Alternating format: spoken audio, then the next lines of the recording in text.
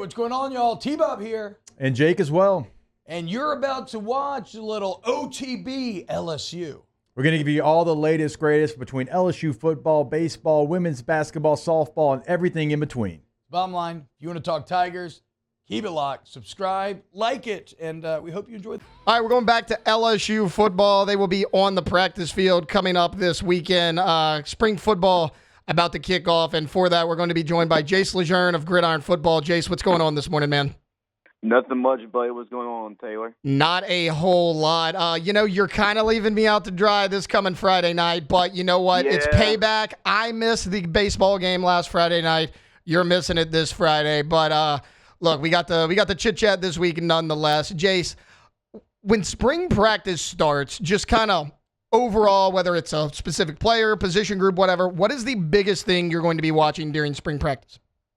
Well, the biggest thing is actually probably the biggest storyline heading into spring practice, Taylor, and that's really the defensive line because LSU has been looking for really that constant presence at defensive line since Brian Kelly's really gotten here for a defensive line coach. And I believe with Jacoby Guillory, I think he's the seventh different defensive line coach he's going to work under since he's been here at LSU. So that's really the biggest storyline. You thought you had that with Bo Davis and, one of the best out there in the entire country.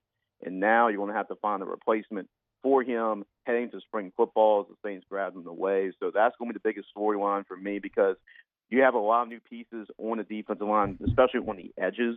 So really looking at who the defensive line coach is going to be and who's going to really work with these guys. Hopefully we get an announcement pretty soon about that. But that's really the biggest thing I really got my eye out on who is going to be and how he works with these guys during spring. As far as the spring practice goes, LSU is bringing in a heck of a lot of transfers that will be on the practice field coming up here shortly. As far as top transfers to keep an eye on, who are you going to be looking at? Yeah, I'm definitely going to be keeping my eye on Patrick Payton, obviously the defensive end transfer from Florida State, arguably the top gem when you talk about this transfer portal class for LSU. That was a huge get for the Tigers to get him in, and especially as a position of need. I mean, you lose both your defensive ends from last year, which was really a strength of this team last year. We talked about how well Braden Swinson and Savion Jones played last year. So I'm looking at him on the defensive side of the football, and LSU also got a couple other defensive end transfers too, as well. One from Nebraska, one from Florida too. So I'm looking at those two guys too. Offensively, the wide receivers are going to be something to watch out for. Barron Brown, I thought that was a big pickup for LSU from Kentucky because he does a lot of really good things, and especially he's been so successful as a kickoff return specialist for the Wildcats, and see what he can do as well. Give you an extra dimension on special teams, on the offensive side of the football.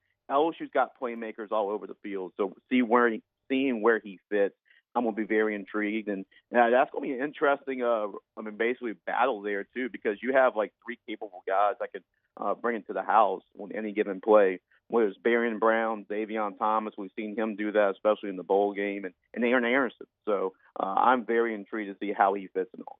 I mean, you just brought up the receivers, and that's one of the quote unquote battles in spring. That brings me right into it, like position battles for LSU. Whether it's receiver, whether it's that cornerback spot, safety is up for grabs. Like what spot are you watching as far as position battles? I actually totally agree with you on the first two that you said. Like really wide receiver and cornerback. I mean, wide receiver, you always know that the talent's always there for LSU.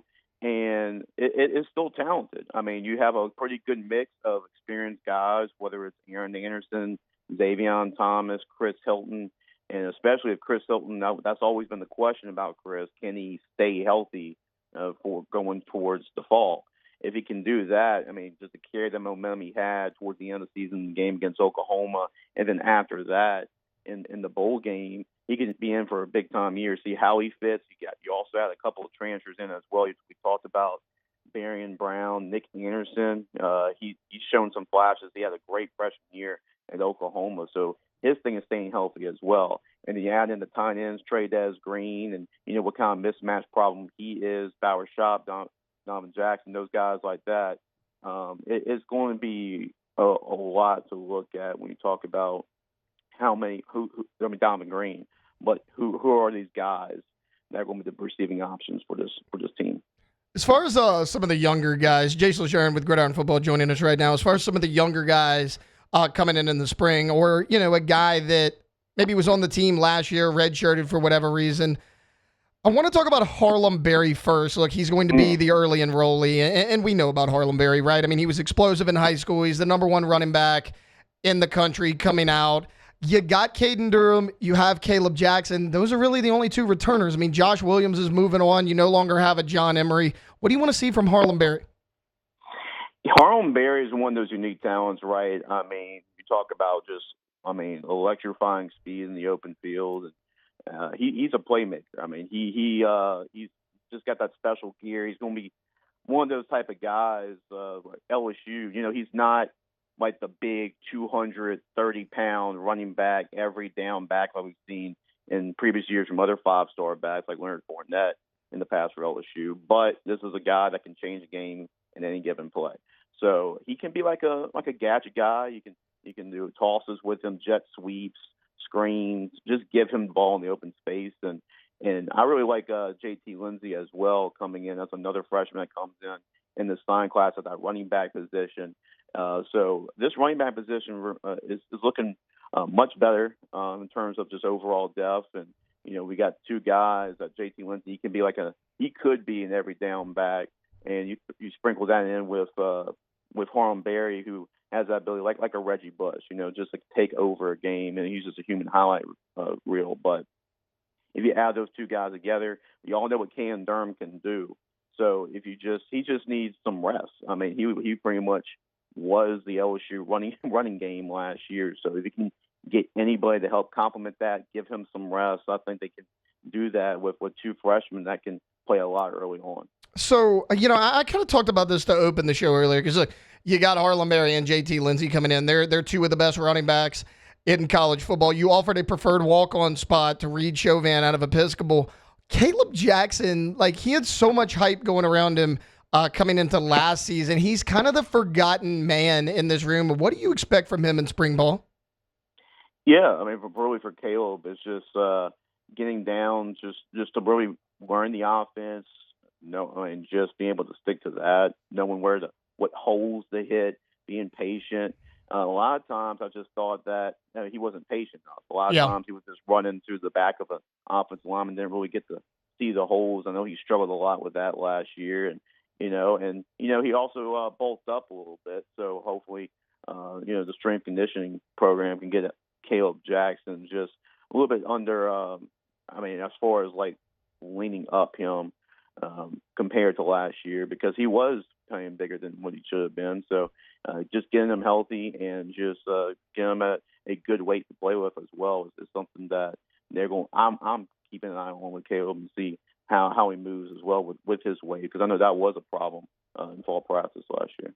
So look, Jace, we know that they have to replace Bo Davis. That's going to be a tall task. As far as position groups, though, going into spring practice, what is your biggest question mark for this Tigers team?